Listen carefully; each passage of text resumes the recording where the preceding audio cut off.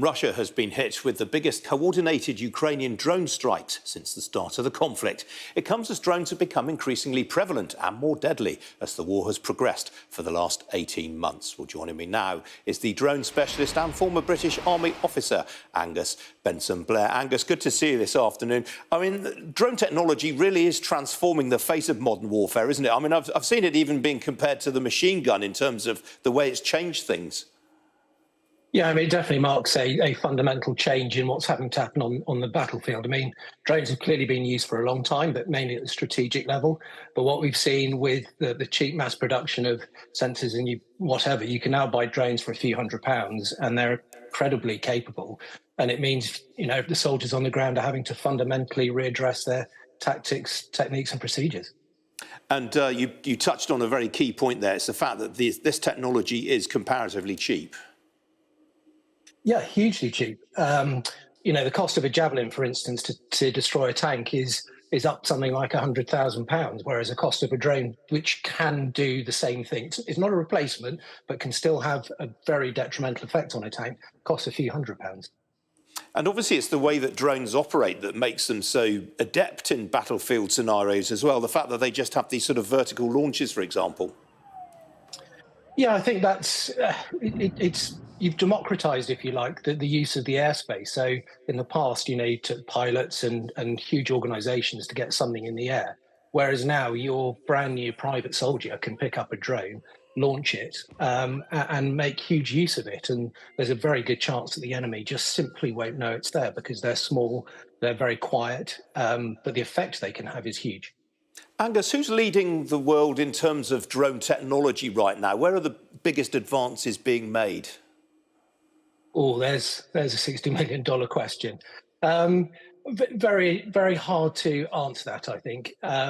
We've seen, I think before this war started, who would have thought that Turkey were producing the Bayraktars and what have you, without sort of specialist knowledge in that area. So a lot of countries are moving fast in this area. At the end of the day, you've got to remember a drone is nothing but a tool to put a sensor in the sky. So yeah, there's all sorts of avenues you can go to advance the technology in it. The US clearly got huge capability in that side of things. So is China, so is Russia, but so have other countries as well. It's very easy to adopt. And if someone like me, an ex-cavalry officer, can build a 25-kilogram drone and go and use that for filming and other purposes in the commercial world, that tells you how easy it is to sort of take some of this technology and utilize it in some pretty innovative new ways. Obviously, we're in a period now, or so it feels, of deglobalisation. The West, in particular, is trying to reduce its dependence on Chinese technology. Can you see a time when it's going to be important for every country to have its own indigenous drone production? No, because I think the world still thrives on alliances and what have you. And I think the guys that will win this are the guys that make the most effect of that. I think if you try and bring all the technology under one nation's roof, you end up becoming sort of jack of all trades, but master of none. Is there going to be a question, though, as to whether the West can access the materials required in manufacturing of drones? Because obviously, as we know, China is hoovering up a vast amount of natural resources around the world, for example, in areas such as chip production. Is that going to be a critical issue, do you feel?